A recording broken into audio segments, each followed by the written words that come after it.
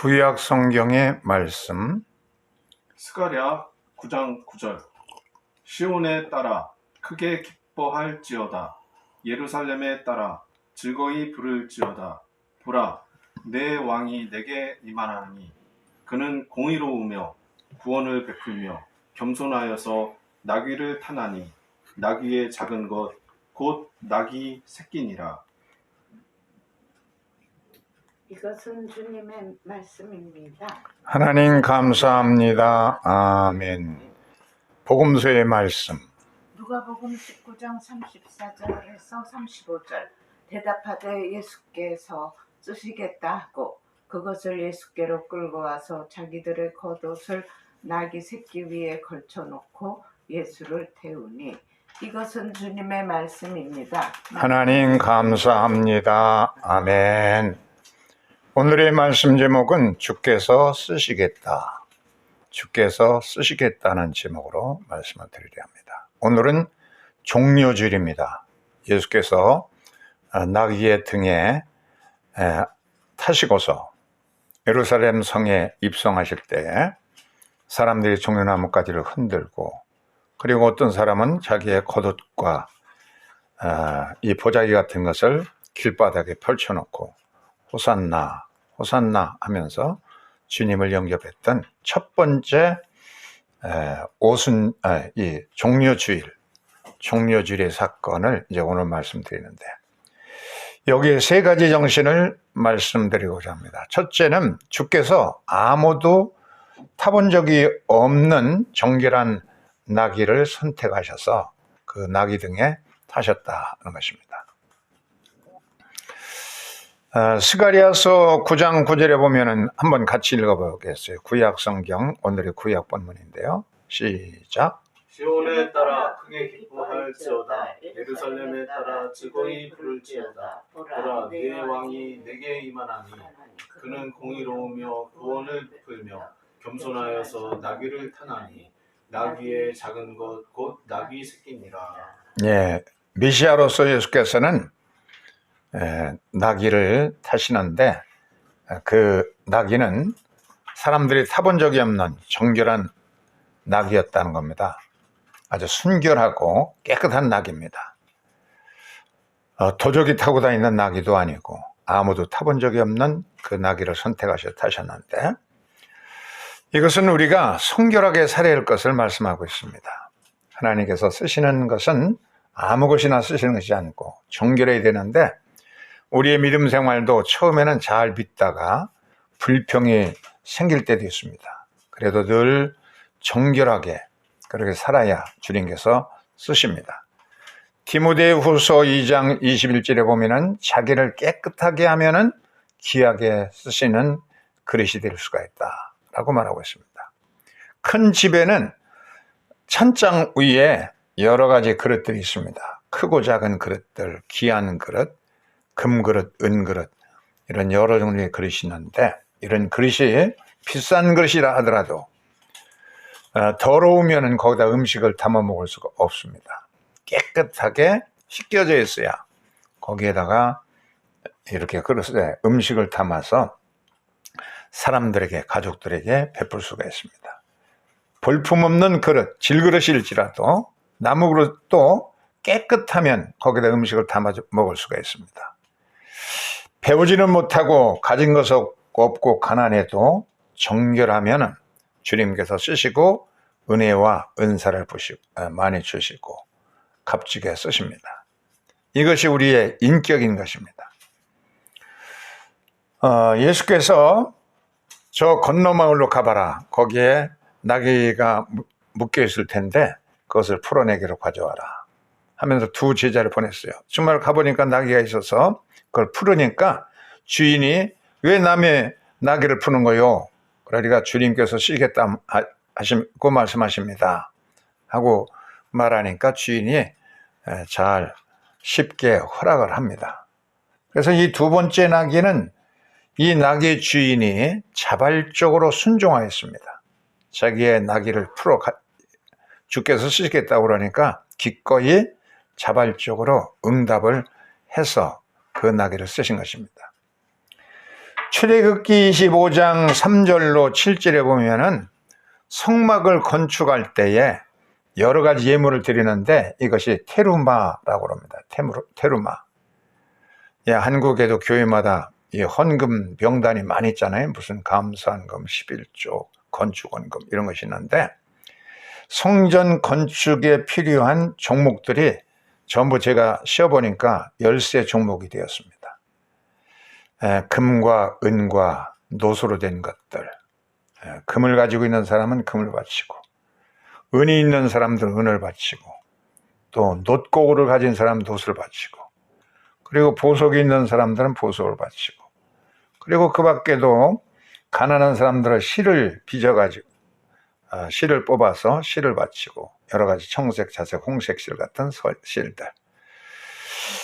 그리고 가난한 사람들은 들에 나가서 산에 가서 조각목을, 아카시아 나무죠. 조각목을 비워다가 그것으로 성전을 짓는데 요긴하게 썼습니다. 그러니까 빈부귀천 가릴 것 없이 누구든지 원하면 바칠 수가 있습니다. 뭐 금만 필요한 것도 아니고 보석만 필요한 것이 아니라 이 실도 필요하고 여인들이 얼마든지 실 같은 거 바칠 수가 있어요. 그리고 가난한 사람도 산에 가서 조각목 비워다가 바칠 수가 있습니다. 그래서 이런 종목들을 바쳐야 되는데 자원에 드리는 것이 너무나 많아서 쓰기에 남아돌게 되어서 모세가 제발 이제 그만 가져와라. 쌓아놓을 것이 없다.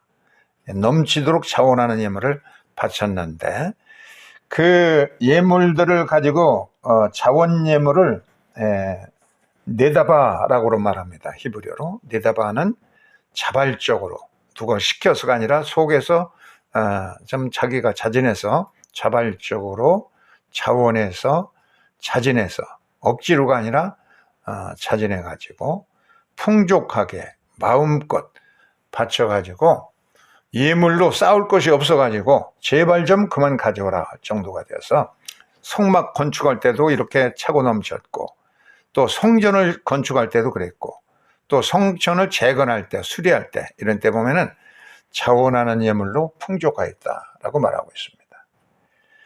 이 우리의 이 물질 관념에 대해서도 이런 자원하는 정신이 있어야 되는데 막스 베버라고 하는 사회학자 굉장히 훌륭한 사상가인데요. 그는 자본주의와 개신교 윤리라는 책을 썼는데 정말로 훌륭한 책입니다. 여기 보면은 개신교인들, 프로테스탄트 교인들은 개혁 정신을 가지고 늘 살고 있습니다. 독일에 보면은 북유럽 계통에는 루터 교회가 이제 왕성하잖아요. 여기에 사람들은 이 자기들이 개신교라고 하는 말에 굉장히 자부심을 가지고 자기들은 크리스찬이 아니다. 프로테스탄트라고 그렇게 주장을 합니다. 그래서 자기를 늘 개혁을 주제로 하는, 개혁이라는 게 뭐예요? 가죽을 우리의 이렇게 고정되어 있는 고정관념을 혁신하는 가죽을 바꾸는 것이 개혁인데 개혁 정신을 가지고 사는 겁니다. 그래서 청교도 퓨리타니즘을 가지고 절제하면서 살고 그러다 보니까 자본이 형성되고 그래서 그 자본을 청지기직 정신을 가지고서 씁니다. 가난하고 또 약한 사람들, 병자들, 사회적인 소외자들을 위해서 그들을 돕는 데 쓰게 되고 그래서 공익을 위해서 이 투명한 사회를 이루고 있습니다. 여기에 반대, 이게 이제 자본주의인 겁니다. 절제하고 내가 청빈하게 살아서 자본이 모아지면 그것을 또 사회적인 공익사업을 위해서 쓰는 그런 것이 이제 자본주의의 근본적인 원리인 것이고 개신교 정신에서부터 자본주의가 나왔다는 거예요. 그런데 전 근대적인 사회에서는 천민자본주의라는 것이 있는데 이것을 파리아 캐피털리즘이라고 막스 베버는 얘기했습니다. 그래서 이것은 태행적이고 태폐적이고 소비지향적인 잘못된 태행적인 자본주의라는 돈을 그냥 쉽게 말해가지고 부동산 투기하고 부정한 방법으로 착복하고 노동을 착취하기 위해서 자본을 모아가지고 그것을 갖다가 또 아주 태행적으로 태폐적으로 쓴다는 겁니다.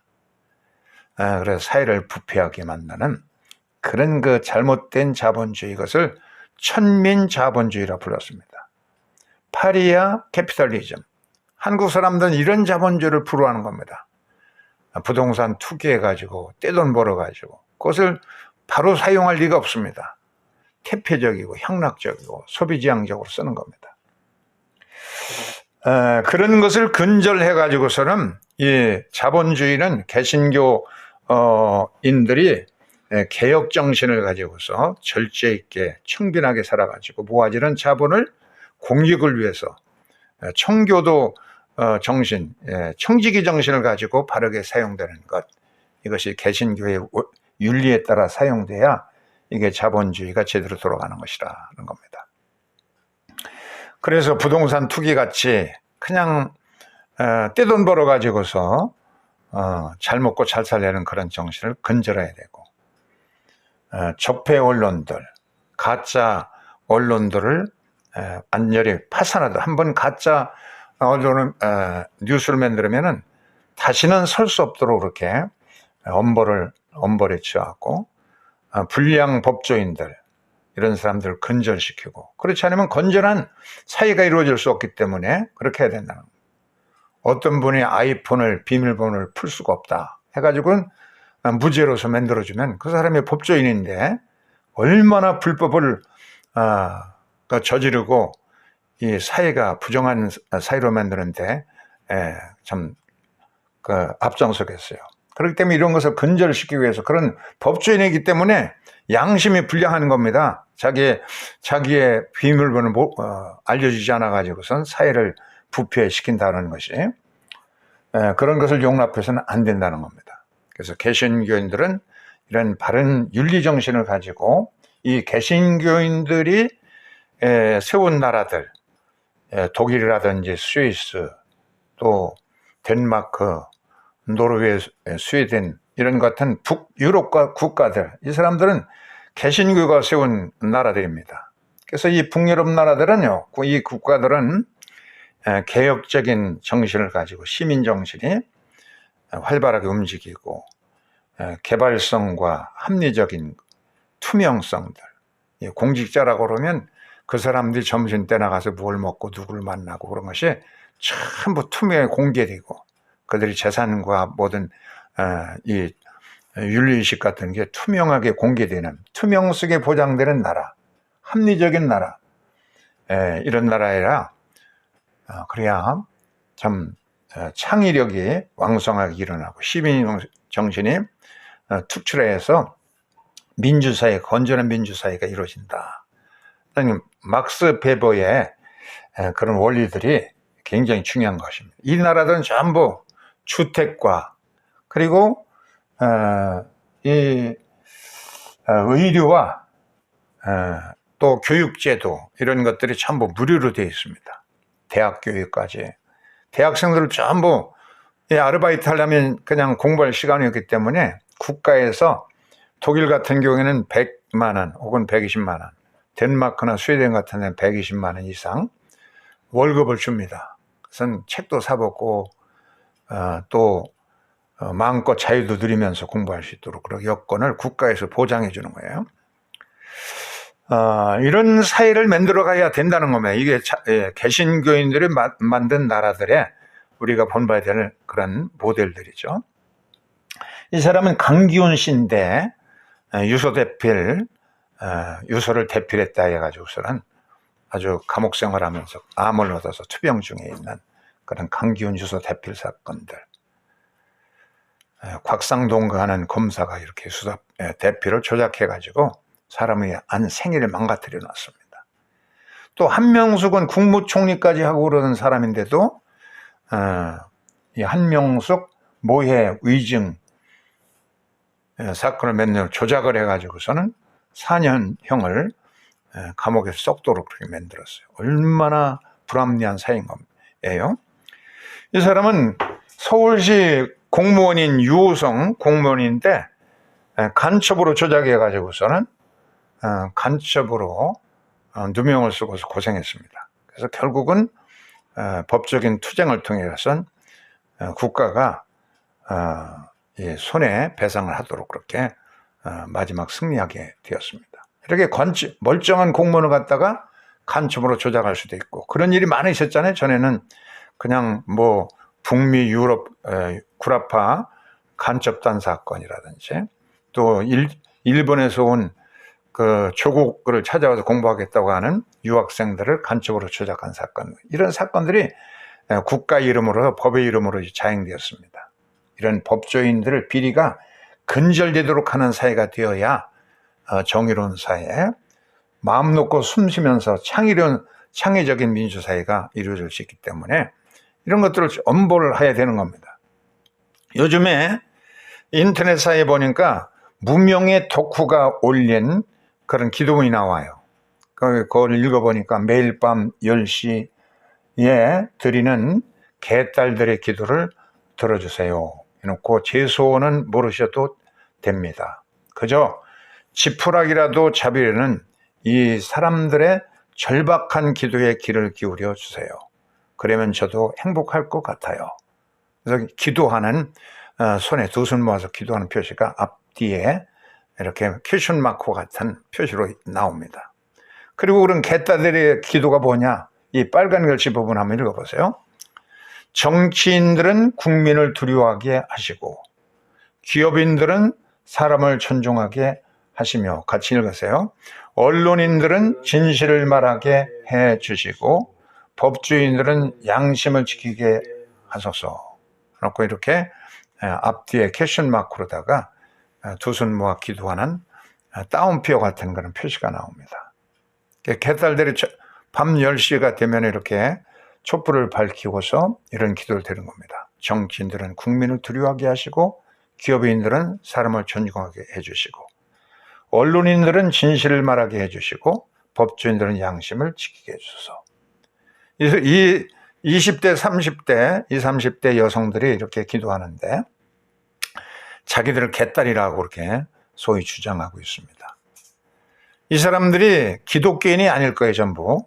기독교인이 혹시 있을는지 모르겠는데 캐톨릭도 전부 아닐 것이고 불교인들도 아닐 것이고, 그렇지만 개신교나 캐톨릭이든 불교인이든 천도교인이든 종교가 없는 사람이라도 옛날 어머니들이 청수를 떠놓고 천지신명에 빌던 그런 마음을 가지고 이 땅의 정치인들이 국민을 두려워하게 하시고 기업인들이 사람을 존중하게 하시고 돈 버는 것보다 사람을 소중하게 여기게 하시고 언론인들은 진실을 말하게 해주시고 법조인들은 양심을 지키게 하소서. 이건 정말 참 훌륭한 기도문이라고 생각돼요. 내 생각에 정치적인 구호가 없어요. 적폐청산 수박은 물러가라 그런 아주 뭘 성투하고 그러는 타도하는 내용이 없습니다. 너무 건전한 누구든지 참 소망을 가지고 기도할 수 있는 그런 평범한 기도입니다. 자발적인 공감대를 불러 형성하는 기도문이고 동기를 부여하고 또 힘을 내라, 할 수 있다 하고 이제 격려하는 그런 구호를 외칩니다.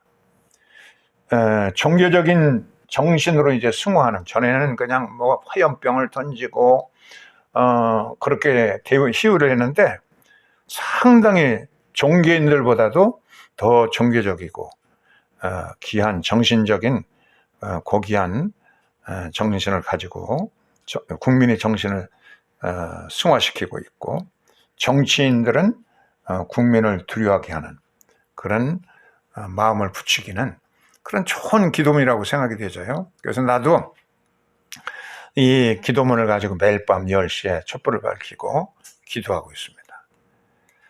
굉장한 정신적인 승화된 시위 방법이라 생각이 되었습니다. 세 번째, 이 예수님의 나귀를 타시고 입성하신 종려주일의 사건은 겸손히 자발적으로 드리라고 하는 그런 정신을 말해주고 있습니다. 앤드류 머리라고 하는 사람은 교만하면 천국이 그대 속에 없다.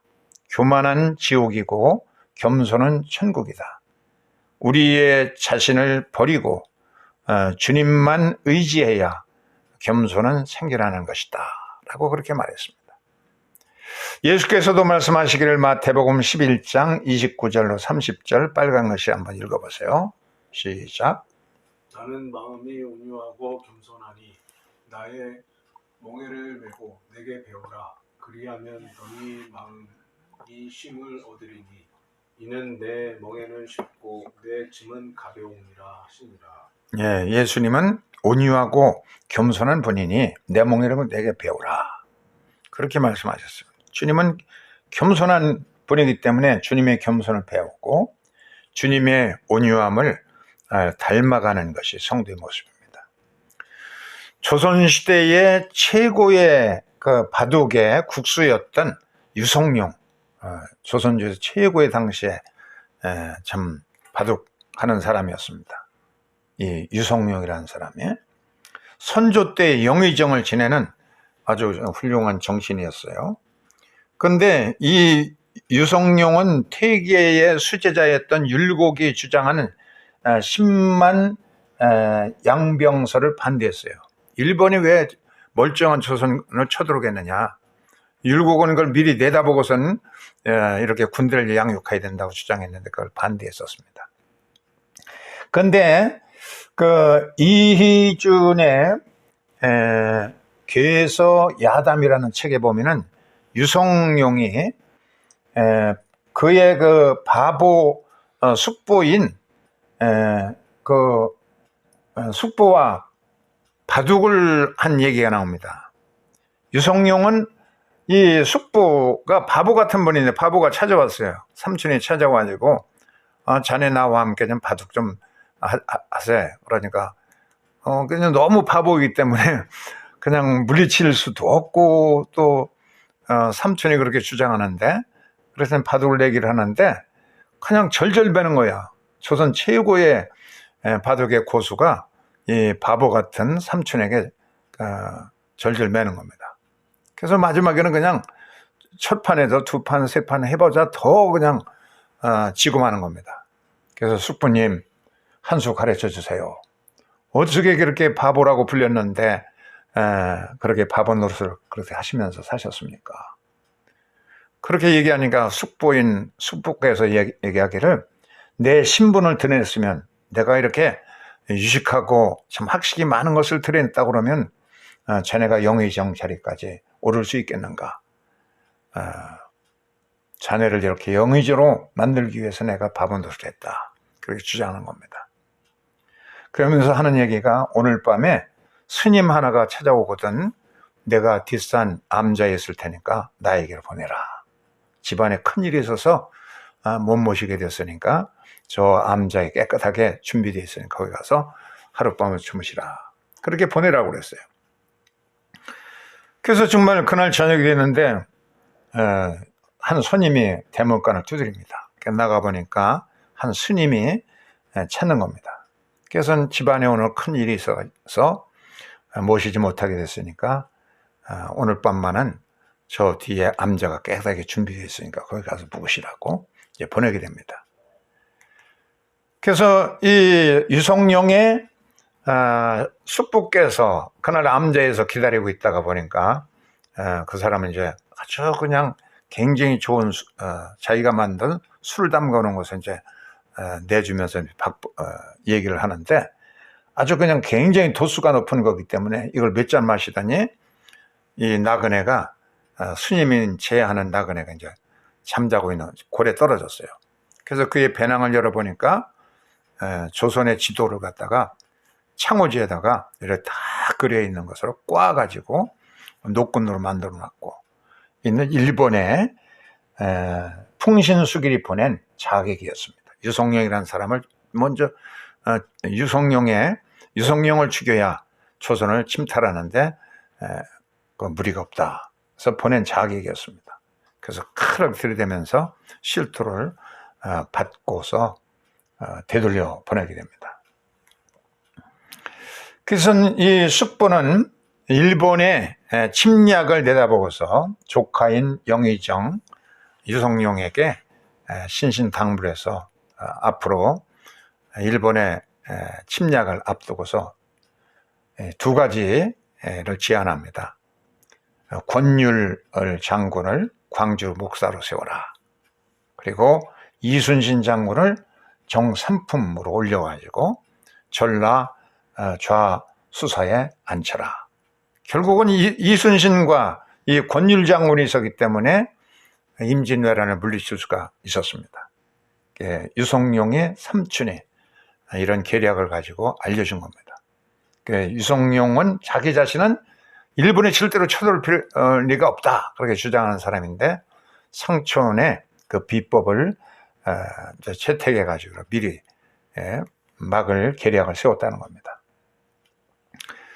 이렇게 스스로 겸손하게 미친 체하고 바보 노릇하기 때문에 유성룡을 영의정찰에 오르게 하고 미리 참 임진왜란을 막을 수 있도록 계략을 세워두었다는 얘기입니다. 그래, 겸손해야 진정으로 쓰임을 받는다는 원리를 말해주고 있습니다. 불산 일광교회 얘기를 들으니까 이 교회가 월세를 150만 원씩 냈는데 이제 교회 건축원금에서 기독교에 대한 유지재단에 등기 이전을 하게 되었는데 손녀인 예나가 중학교 2학년 학생인데 장학금 받은 것을 갖다가 100만 원을 건축원금을 자진해서 이제 바쳤다는 얘기를 들었어요. 얼마나 귀합니까? 정말 누가 시켜서가 아니라 정말 장학금 받은 것을 갖다가 귀한 것인데 자발적으로 기쁘게 참 헌신하기 때문에 다른 교인들에게 이게 본이 되는 거 아니겠어요? 저 어린애가 어른도 하지 못하는 저렇게 하는 거구나.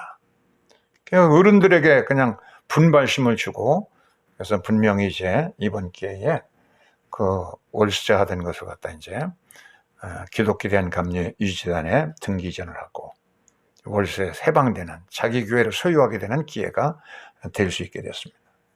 한 어린 나이에 이 자발적인 헌신이 어른들을 부끄럽게 하고 이 자발성을 부추기게 해주는 것입니다.